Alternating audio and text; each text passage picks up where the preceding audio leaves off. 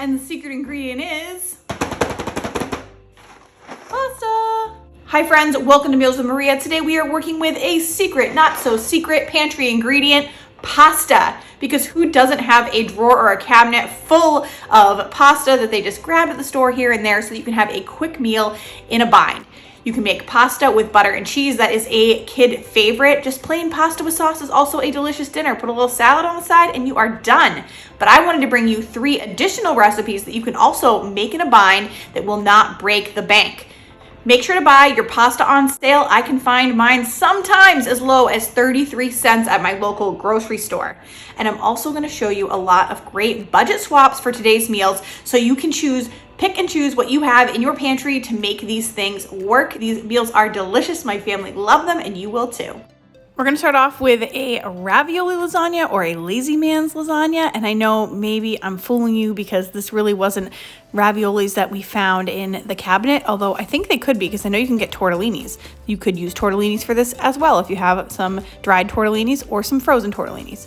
In my case, I am going to be using frozen raviolis that I got for $1 each package, so 2 packages on sale. You can also get those frozen raviolis at the Dollar Tree for $1.25, so they are still a budget pick. You want to start off by browning a pound of ground beef, ground turkey, or even mushrooms if you want to go a vegetarian route.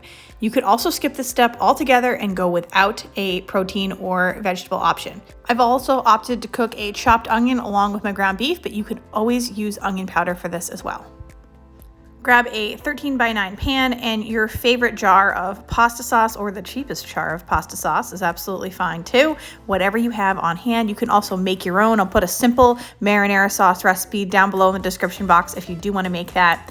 And then we're going to put our raviolis over a little bit of sauce in the bottom of the pan. Now you want to check your raviolis ahead of time. Mine were super frozen and frozen together, so it took a little while. Look at that. It's like a whole hunk. And it took a little while for them to defrost and get separated. So I would recommend checking those. If they are stuck together like mine were, go ahead and leave those out on the counter for a little bit to defrost before you start assembling your lasagna. Place half of your raviolis in a single layer, still frozen or even a little bit defrosted is okay.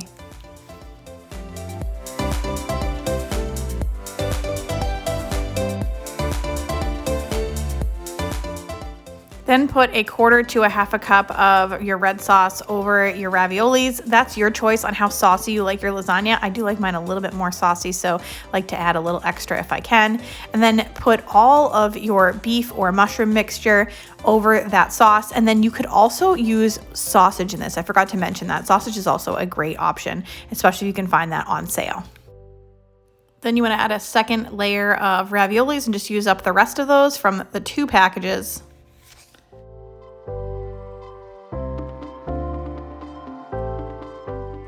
And then you want to add another quarter to half a cup of sauce over the top of those raviolis. I am going to grab a little extra because, like I said, I like mine extra saucy.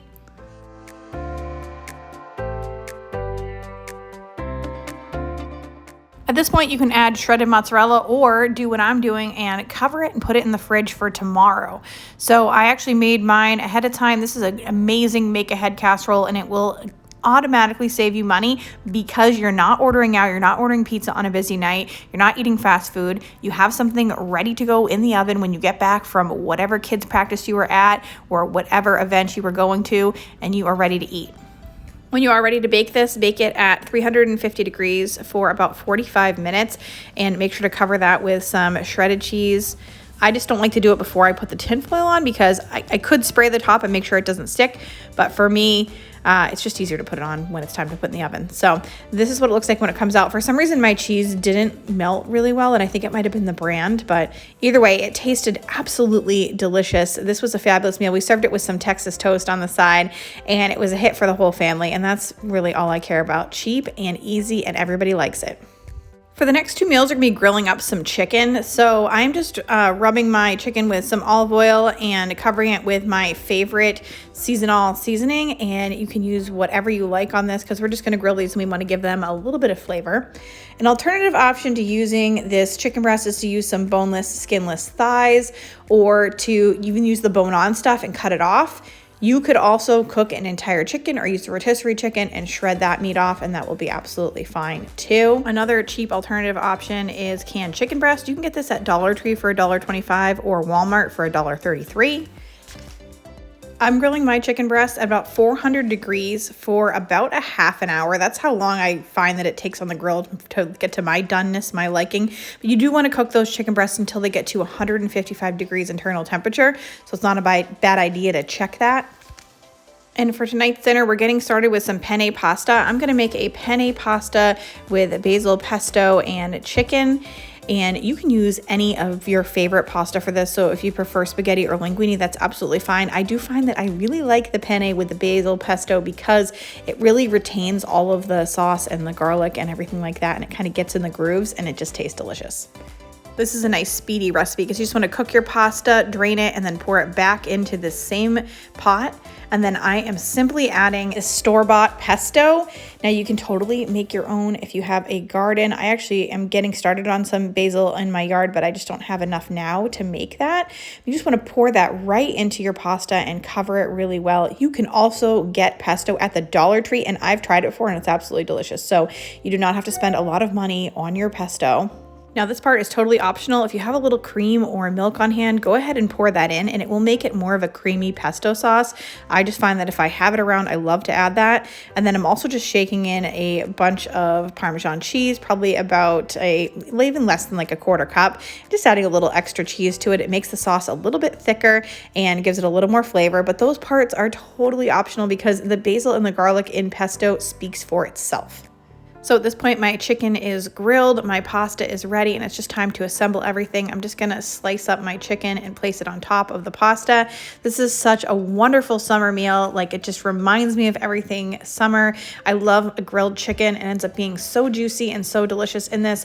But like I said, go ahead and use canned chicken if that's what you have on hand. Go ahead and skip the chicken altogether. You could also add in some fresh veggies like halved grape tomatoes or some spinach, and that would taste absolutely delicious in this.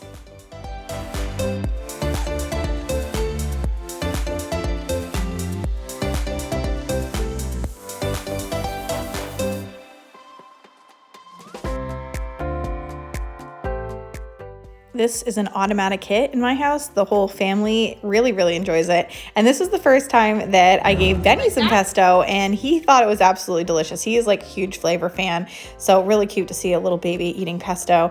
I just served it with a little bit of garlic bread today and it was awesome.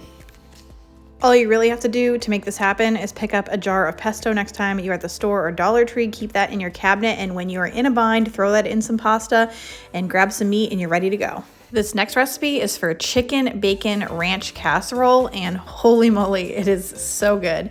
So you want to start off by cooking up some pasta. I'm using a 10-ounce box of penne, but you could use like rigatoni, macaroni. I would say any noodle with a hole through the middle will be good.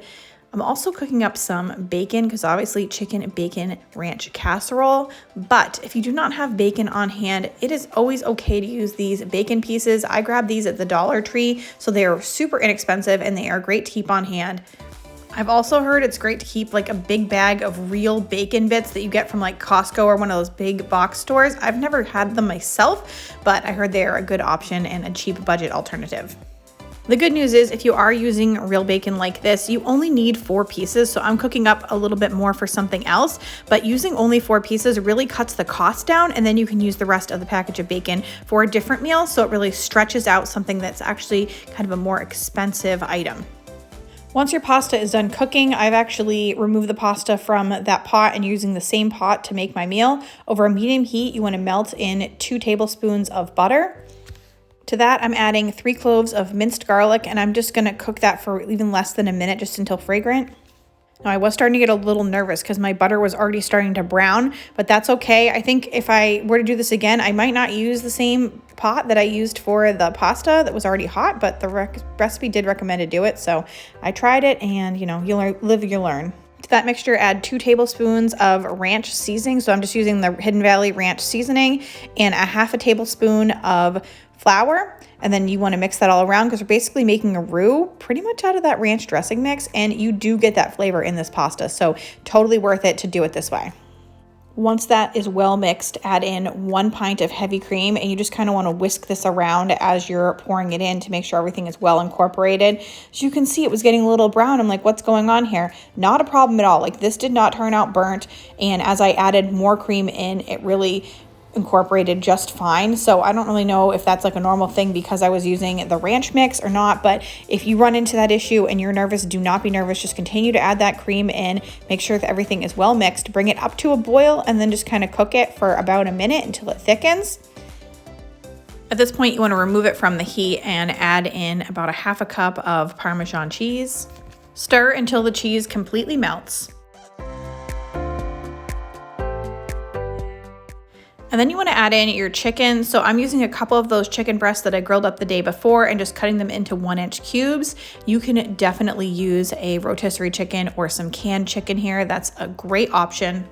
And then add in your cooked pasta. You want to make sure that was cooked al dente. Mix everything together. And then you want to grease a 9 by 13 pan and pour that entire casserole right in there. I'm going to top it with 1 cup of shredded mozzarella and 4 slices of crumbled cooked bacon, or you could use those real bacon bits or the bacon bits from McCormick. That would be totally fine. We're going to pop this in the oven at 375 degrees for 20 minutes. I sprinkled a little bit of parsley on this before serving and served it with a salad from our garden, and it was absolutely amazing. I actually said to my husband, I can't make this again. Like, I should not make this again because we couldn't stop eating it. Like, it was almost bad. So, but no, it was good. It's definitely going on the family favorites. Julian said it was a 100 and he loved it.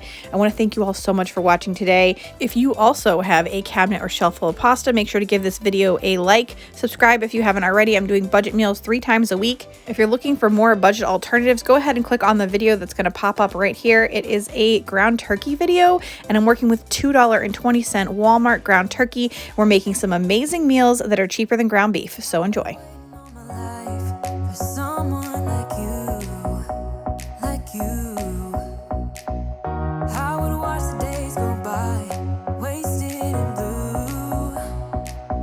Out of you.